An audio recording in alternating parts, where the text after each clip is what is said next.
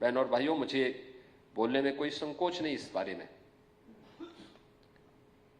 कि 2019 का कुंभ भी आपने देखा है प्रयागराज का, और मुझे लगता है जो प्रयागराज गया होगा उससे पहले के किसी कुंभ में वो गए होंगे तो उनको लगा होगा कि कुछ लीक से हट करके कार्य हुआ है।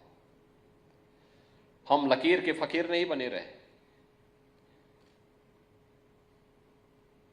केंद्र और राज्य सरकार ने मिलकर के, शासन और प्रशासन ने मिलकर के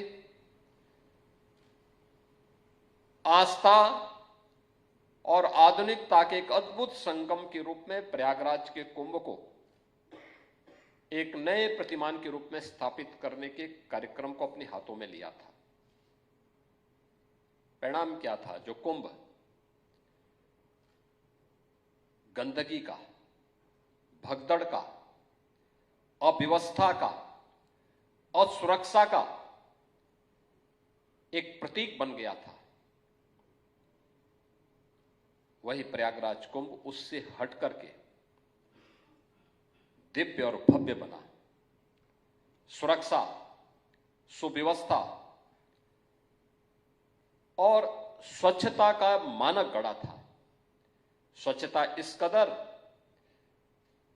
कि आदरणीय प्रधानमंत्री जी को भी स्वच्छता कर्मियों के बाद प्रक्षालन करने के लिए स्वयं उन्होंने कहा था कि जिन लोगों ने कोटि कोटि भारतवासियों के आगमन पर स्वच्छ कुंभ को जन्म दिया, वास्तव में वे अभिनंदन के अधिकारी हैं और उनका पाद प्रक्षालन करके उन्हें सम्मान दिया था। यह भारत की विरासत है कि अगर किसी ने कार्य किया है तो उसके प्रति हम कृतज्ञता ज्ञापित करें। और सनातन धर्म से जुड़े हुए इतने बड़े समागम में, जहां पर कोई जाति भेद के सारे बंधन समाप्त हो जाते हैं, पंथ और संप्रदाय की दीवारें ध्वस्त हो जाती हैं, छूआछूत और अस्पृश्यता के सारे भाव समाप्त हो जाते हैं, गरीब अमीर के भाव समाप्त हो जाते हैं, उतने बड़े समागम में जहां पे 24 करोड़ श्रद्धालुओं ने पूरे कुंभ के दौरान आकर के मां गंगा, यमुना और सरस्वती की त्रिवेणी के संगम पर स्नान किया हो, डुबकी लगाया हो, कई कई दिनों तक कल्पवास किया हो, साधना किया हो, और कहीं गंदगी नजर न आए,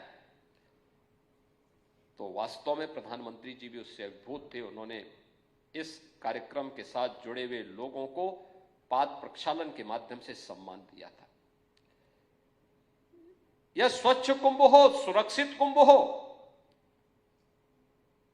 सुव्यवस्थित कुंभ हो, यह पहली बार प्रयागराज में देखने को मिला।